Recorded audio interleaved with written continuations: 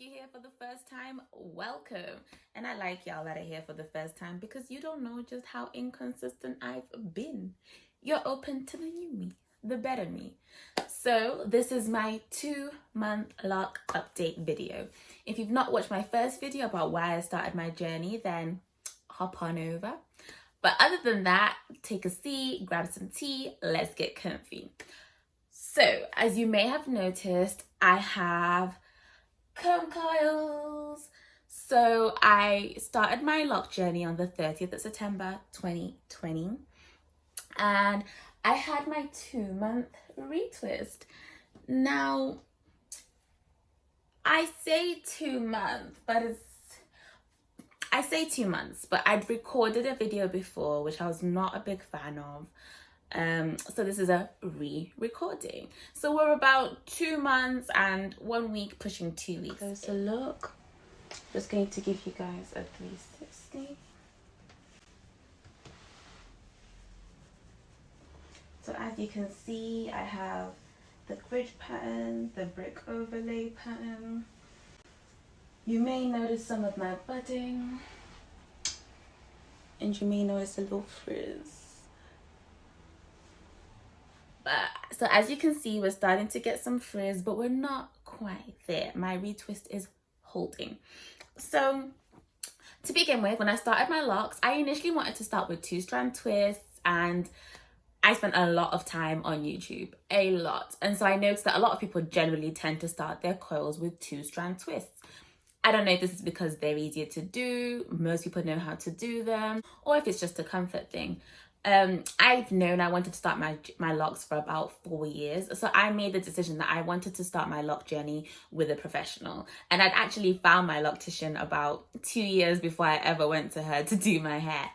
I personally wanted to start with a loctician because I don't really do my own hair and never really have done. I've always gone to a salon even when I was relaxing my hair, and I've always had friends do my hair. So I didn't feel that confident in starting my hair. So this is not to say that it's not possible to start your hair yourself, but if you generally have someone you can rely on or friends that you tend to go to, then that's a good place to start. Again, I do have friends that do locks, but they don't live very close to me.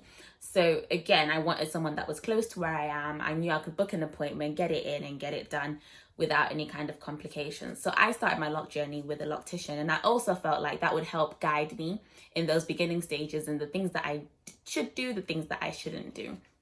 So initially, when I first started my locks, my loctician had mentioned that it would be best to not wash my hair for the first couple of months. So I want to clarify that this is generally, there's a myth that people who have dreadlocks don't wash their hair, which is 100% a myth, because people with locks do wash their hair, and sometimes people wash them weekly, sometimes bi-weekly, sometimes monthly, sometimes every 6 weeks, every 3 months, every year.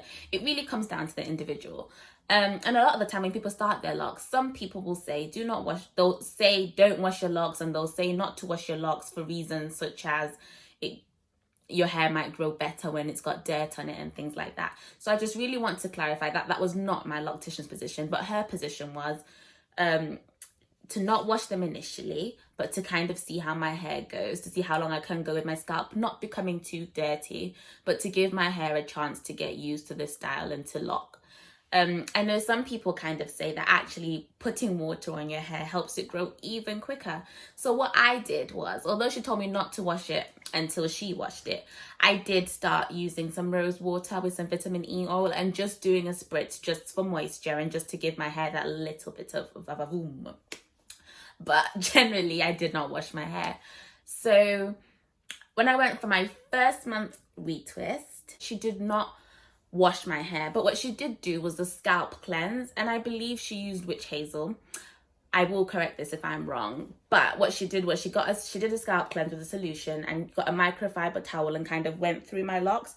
And I will say my hair actually felt fresh. I almost felt like I could feel my scalp breathing a little bit more than it did before. And so again, that's highlighting the importance of, she wasn't telling me not to wash my hair because the dirt was going to make it better, but it really was a thing about allowing my hair to lock, but while keeping my scalp clean, because that's where my hair grows from. So I felt like that was sufficient. Prior to going for my retwist, my hair was starting to get frizzy. It wasn't that bad, but it was starting to get there. And so I'll insert a video here where I'm talking about that. It's me prior to my 1 month retwist. As you can see, we've got some new growth. My hair is actually quite frizzy, and I generally wrap my hair in a scarf every night. I used a different bonnet yesterday, so I don't know if that made a difference, but this is the before the retwist. Generally, I was okay with the frizz. It was manageable and my hair didn't look untamed. Honestly, I don't know if it's the fact that I don't wash my hair myself, and well, I've only washed it once, or the fact that I have someone who regularly does locks, retwisted my hair. But I've not experienced any unraveling. I've not really had to redo any locks. My locks at the side tend to grow out of the locks as I start to get new growth. Even then, I tend to leave them alone. I have retwisted this one and this one between my retwists, just because it just looked a bit unruly. But generally, I have just left it alone and haven't really noticed any unraveling or had to retwist any or recoil any. So I think I've been quite privileged in that, but I'm also quite thankful in that. I didn't cut my hair, I just retwisted fresh retwist. The first month of my locks went pretty smooth. I made sure that I wrapped my hair with a silk scarf every night or with a bonnet. And I found that at first my scalp was quite dry, and generally I've always had a dry scalp, but I personally don't think I have a dry scalp because I naturally have a dry scalp, but I'm very aware that as a loose natural, I did not take the best care of my hair, and I really wasn't that bothered about my hair. It was either braided or in a weave or probably with some eco styler and gelled up, and I was good until the next wash where I would do that again. And I would occasionally do a twist out, but honestly, I never got that adventurous with my hair. So I probably took quite poor care of my hair. I'm sorry, baby, I'm sorry. And I wish we never did it. And I wish we never loved it. And I wish I never felt so deep in love with you. And now it ain't no way we can be friends. But when I started my lock journey, I knew that I wanted to make sure that I really kind of invested in it and did what I needed to do to make my hair grow healthy, and two, just do the research to make sure that I'm giving my hair the things that it needs. And so actually kind of 2 months in, I can honestly say that my scalp is definitely not as dry as it was in the beginning. And I think by maintaining a regular moisture routine of spritzing my hair and oiling my hair as and when I felt my hair needed it, my scalp is actually, whatever dryness was there is really no longer there. And I think my scalp is quite healthy and we are flourishing, darling. We're flourishing. So I'm glad about that. When I went for my 2 month retwist, she actually said that there was that probably from all the oil I've been putting in my hair, she made the decision to do a wash, but she said she was doing a light wash. So I don't know what a full wash will entail, but I'll share that with you when I get there. But I just know I felt super fresh. I knew I needed that. I was so excited. I was like, thank you so much for washing my hair. Thank you. And so she did my wash, did my retwist, and she used the mango and lime peppermint shampoo. And then when she was locking my oil, she used the jojoba oil. I don't know, y'all know what it is, but she used some jojoba oil, and also the mango and lime oil that comes in like an applicator bottle, and that's what she's used on my hair all 3 times she's touched my hair. So I've not used any gel, and apart from that shampoo, that's the most product I've used. I will note that I love Yanni the lochologist, and if she told me that washing my hair in crocodile infested water might make my locks grey, I'd probably consider trying it. I don't know. I'm hooked. She generally suggests Dr. Bronner's shampoo. I'm definitely going to try Dr. Bronner's shampoo for my own hair and compare the two. So I'll definitely give you guys a review video and let you know how the two compare for me personally. but at the same time, I know I have to try it. If she told me to dunk my head in shark infested waters real quick to revive the hair, I'd probably do it. So I gotta try it just to see.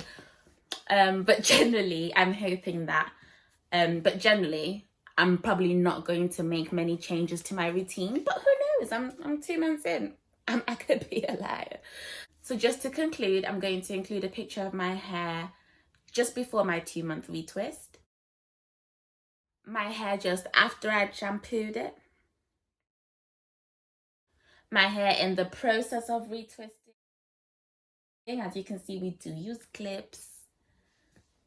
And my hair after my retwist. Guys, this is what 2 months looks like. Personally, I think I prefer my hair like a couple days after a retwist. This all just feels too fresh, too neat. And my hair still hasn't started to thicken up yet, so. But hey. Overall, I am enjoying my journey. I have noticed some frizz along the way, but I don't think it's anything that's unmanageable. I do have a lot of little flyovers at the end of my hair. I'm definitely not taking them off. I'm definitely not picking them off.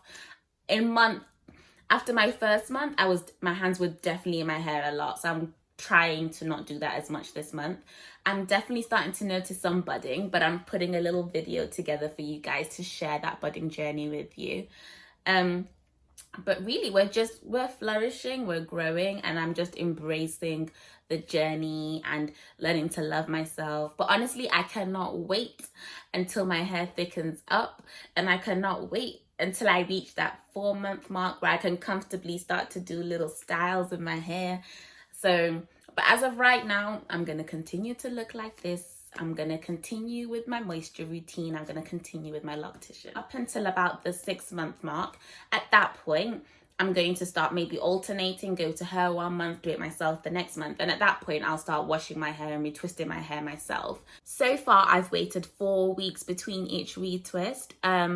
In this next phase, I'm hoping to wait 6 weeks between this retwist and my next retwist. And I'm hopefully trying to get to a place where I can kind of give my hair between 6 to 8 weeks to just allow it to grow and to give it some time with no manipulation. But I'm loving the journey, guys. Also, I recently started an Instagram page, which is at Goddessology. That's goddess with 1 D because I am a god.